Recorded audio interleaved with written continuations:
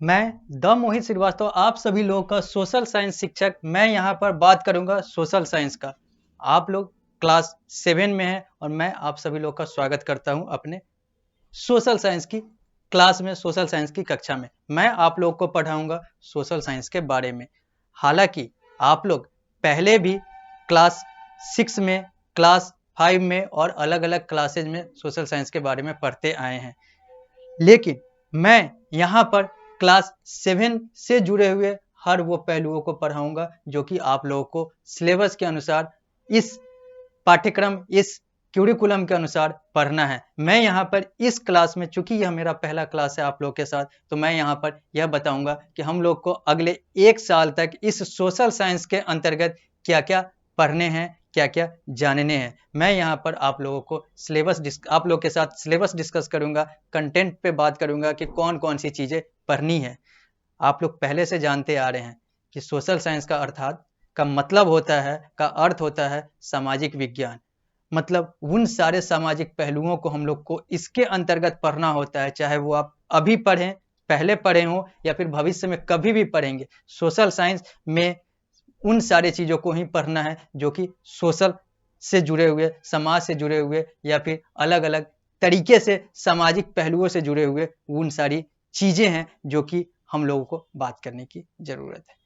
Social science ये भविष्य में आपको आईएएस की तरफ ले जाता है, आईपीएस की तरफ ले जाता है, अर्थात ये प्रशासनिक अधिकारी की तरफ ले जाने वाला एक सब्जेक्ट है जिसके तहत आप भारत का माने जाने वाला है या नहीं है वो अलग बात है, लेकिन माना जाने वाला सबसे बड़ा पद आईएएस ये भी सोशल साइंस के आधार पर ही बनते हैं। साइंस वाले, मैथ वाले और भी अलग अलग लोग बनते हैं, लेकिन सोशल साइंस 10वीं के बाद आर्ट्स यानी कि कला का पार्ट हो जाता है और ये आगे चलकर आईएएस और अलग अलग चीज़ों का एक जरिया बनता है, एक आधार बनता है। इसमें हम लोग आगे बढ़ते हैं।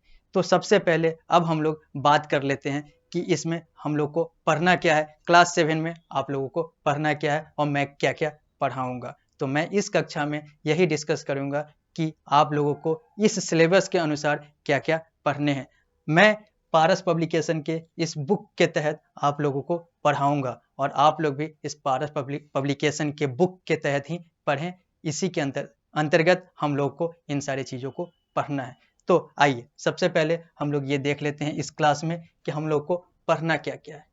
तो यहाँ पर हम लोग पार्ट ए, पार्ट बी और पार्ट सी में देखेंगे पूरे सोशल साइंस को। जैसा कि आप लोग को दिख रहा है, पार्ट ए में ज्योग्राफी है, पार्ट बी में हिस्ट्री है, पार्ट सी में सिविक्स है। ज्योग्राफी को हम लोग हिंदी में भूगोल कहते हैं, हिस्ट्री को हिंदी में हम लोग इतिहास कहते हैं और सिविक्स को हम लोग हिंदी में नागरिक शास्त्र कहते हैं। यहाँ पर हम लोगों को इस क्लास में ज्योग्राफी के तहत, ज्योग्राफी में हम लोग को 11 टॉपिक्स पढ़ने हैं, हिस्ट्री में हम लोग को 10 टॉपिक्स पढ़ने हैं और सिविक्स में 8 कंटेंट पढ़ने हैं, जिससे हम लोग का क्लास 7 का सोशल साइंस कंप्लीट होगा। तो मैं यहाँ पर बात कर लेता हूँ कि आखिर ये 11, 10 और 8 हैं क्या क्या। ये तीनों एक दूसरे के पैरेलल हैं। ज्योग्राफी आप पहले पढ़ें, हिस्ट्री बाद में पढ़ें, हिस्ट्री पहले पढ़ें, ज्योग्राफी बाद में पढ़ें, सिविक्स कभी भी पढ़ें। इन तीनों में से कोई पहले पढ़े, कोई बाद में पढ़े, कोई फर्क नहीं पड़ता।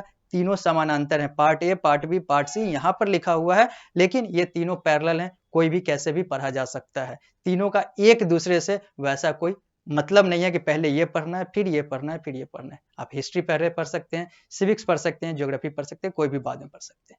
तो सबसे पहले हम लोग इसमें सिलेबस डिस्कस कर लेते हैं कि है क्या क्या। आज का कक्षा हम लोग का यही होगा कि हम लोग सिलेबस जान लें, फिर हम लोग अगली कक्षा से इसके कंटेंट के बारे में और इसके अलग अलग चीज़ों के बारे में जानेंगे। जो जो पढ़ना है उसके डिटेल में आएंगे। पहले ये तो देख लें कि हम लोग को पढ़ना क्या है अगले 1 साल तक। तो हिस्ट्री की बात करते हैं, ज्योग्राफी की बात करते हैं और सिविक्स की बात करते हैं। तो पार्ट ए आप लोग का ज्योग्राफी है। यहाँ पर हम लोग को इन्वायरमेंट के बारे में, वातावरण के बारे में पढ़ना है। तो इंटीरियर ऑफ द अर्थ, धरती के तह के बारे में, धरती के अंदरूनी परत के बारे में भी पढ़ना है। तो फिर हम लोग को चेंजिंग अर्थ, जो धरती में बदलाव हो रहे हैं उन सारे पहलुओं को भी पढ़ना है।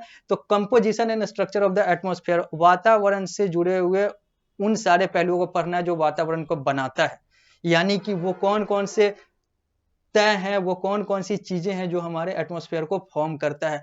तो फिर हम लोग टॉपिक नंबर 5 ज्योग्राफी के अंतर्गत, ज्योग्राफी के अंदर हम लोग देखेंगे elements of weather and climate, मौसम और वातावरण, और ये सारी चीजें हैं, इन सारी चीजों के वो कौन कौन से तत्व हैं जो वेदर और क्लाइमेट और ये सारी चीजें बना रही है। फिर हम लोग को पढ़ना है वाटर, पानी से जुड़े हुए अलग अलग चीजों को देखेंगे कि पानी क्या है और पानी का क्या क्या अर्थ है हमारे ज्योग्राफी की दुनिया में।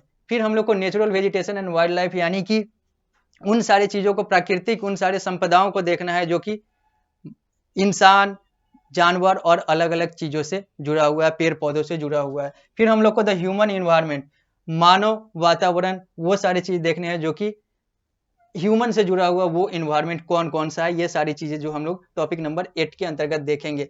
फिर हम लोग अलग अलग चीजों को देखते हुए ट्रॉपिकल एंड सब ट्रॉपिकल रीजन क्या होते हैं, ये कौन से क्षेत्र होते हैं, तो life in the temperate grassland, temperate grass land में कौन कौन से कैसे कैसे जीवन जिए जाते हैं, कैसे कैसे जीवन यापन होते हैं, तो फिर लाइफ इन अ डिजर्ट, मरुस्थल में कैसे कैसे लोग जीते हैं, सरवाइव करते हैं, अपने आप